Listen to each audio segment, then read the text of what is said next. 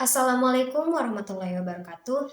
Tepangkeun Wastapun Sri Lestari di program studi Pendidikan Bahasa dan Sastra Daerah STKIP Muhammadiyah Kuningan.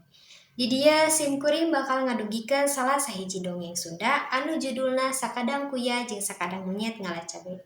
Jadi kieu caritana. Isuk-isuk sakadang kuya keur moyan di sisi leuweung. Keur kitu torojol sobatna nyaeta sakadang monyet. Sakadang kuya, sakadang monyet ngageruan. Ku tembal sakadang kuya. Sakadang monyet nyamperkeun ka sakadang kuya. Keur naon sakadang kuya? Ah, keur kieu wae, keur moyan, cek sakadang kuya. Tibatan cicing kitu mah, mending ngala cabe yuk, cek sakadang monyet. Di mana? Di kebun patani. Mangka cabena geus bareureum, cek sakadang monyet. Embung sakadang monyet masuk gandeng, cek sakadang kuya teh. Moal gandeng ayeuna mah nya yo moal gandeng cek sakadang kuya teh. Nya moal gandeng ayeuna mah hayu atuh ari moal gandeng mah cek sakadang kuya teh. Bring atuh sakadang monyet jeung sakadang kuya teh indit ka kebon patani. Barang tepi ka kebon, katembong cabe pelak patani geus arasak mani bareureum euceuy. Sup duanana ka kebon. Sakadang kuya moncor kana pager. Ari sakadang monyet ngaluncatan pagar. Terus pengaralaan cabe di dalaharan di dinya keneh. Sakadang kuya manis soha-soha bae ladaeun. Kitu deui sakadang monyet.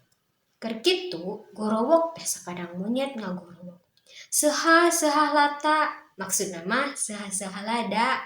Sakadang monyet, ulah gandeng atuh, cek sakadang kuya. Tapi sakadang monyet henteu ngawaro. Seha-seha lata, sakadang monyet, cicing, bisi kadengieun ku patani. Tapi sakadang monyet api-api teu ngadengin. Gorowok deui bae. Seha-seha lata, kahariwangan sakadang kuya kabuktian. Sora sakadang monyet anu sakitu tarikna kadengieun ku bapatani ti imahna, anu teu jauh ti kebonna.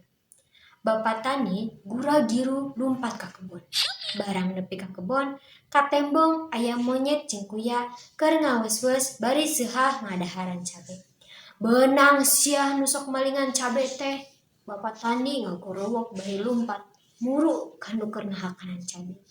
Ngadenge aya nu ngagebah, gacleng bae sakadang monyet ngecat, terekel kana tangkal. Sakadang monyet, daguan, sakadang kuya ngagorowok minta tulung. Tapi sakadang monyet teu malire, malah teu ngalik-ngalik acan. Terus lumpat gagalancangan dina tangkal kai. Ari sakadang kuya puguh da teu bisa lumpat, lempang ka didon bae. Kerowok bae ditewak ku bapatani. Beunang ayeuna mah nu sok malingan cabe aing teh, ku aing dipencit sia, cek bapatani. Kuya dibawa ka imahna. Tuluy dikurungan ku kurung hayam. Angkanan patani isukan kuya rek dipencit. Peutingna sakadang monyet rerencepan ngadeuketan sakadang kuya nu keur cendekul dina jero kurung. Sakadang kuya, kenaon? Sakadang monyet nanya. Geni sakadang monyet, buguh kuring teh keur ngarasakeun kabungah. Kabungah naon sakadang kuya? Nyaeta kuring teh rek dikawinkeun ka anak bapatani. Dikawinkeun ka anak bapatani? Enya. Nu bener sakadang kuya, cek sakadang monyet.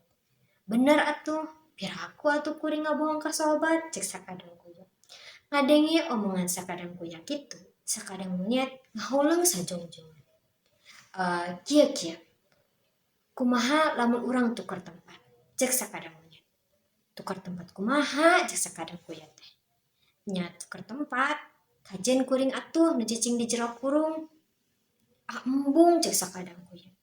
Kuring mah karunya we ka sakadang kuya sabab penting di kurungan, cek sakadang monyet teh. Atuh meureun moal jadi dikawinkeun ka anak bapatani teh, cek sakadang kuya teh. Sakadang monyet keukeuh maksa supaya tukar tempat. Antukna sakadang kuya teh eleh deet. Heuk bae tukar tempat, tapi aya saratna, cek sakadang kuya. Naon syaratna? Syaratna mah gampang. Salome anjeun asup kana kurung, kuring kudu dialungkeun heula ka leuwih. Cek sakadang kuyat teh. Nya enteng atuh aya syaratna kitu mah. Henteu talangke sakadang monyet ngaluarkeun sakadang kuyat tina kurung hayam. Tuluy dibawa ka sisi leuwih.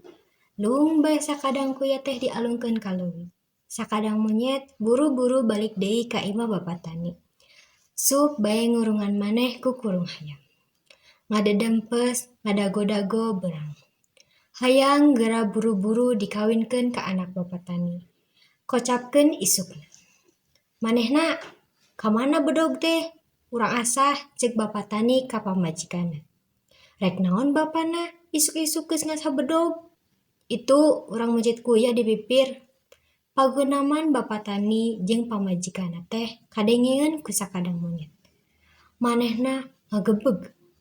Lakadalah geuning aing teh rek dipencit, lain rek dikawinkeun jeung anak bapa tani. Rek kabur geus kagok. Kaburu aya anak bapa tani nyamperkeun. Gancang bae atuh sakadang monyet teh papaehan ngabugigag kawas bangke. Barang srog kadinya, anak bapa tani gegeruan ka bapana. Bapak, aya naon nyai? Ieu geuning nu dikurung teh lain kuyat. Nya naon atuh nyai? Monyet. Jeung siga nu geus paeh deui. Bapa tani nu keur ngasah bedog cengkat. Tuluy nyamperkeun ka anakna. Nya bae geuning nu dina kurung teh aya monyet ngabugigag. Lain kuya nu kamari. Kurung dibukakeun. Monyet dialak diilik. Nah, bet jadi monyet. Jeung paeh deui. Nya eta mani geus jeger kitu cek pamajikanana mairan. Monyet teh dicokot ku bapa tani. Lung bae dialungkeun jauh pisan. Barang gugrag kana taneuh, korejat monyet teh hudang. Berebet lumpat, kalacat bae naek kana tangkal kai.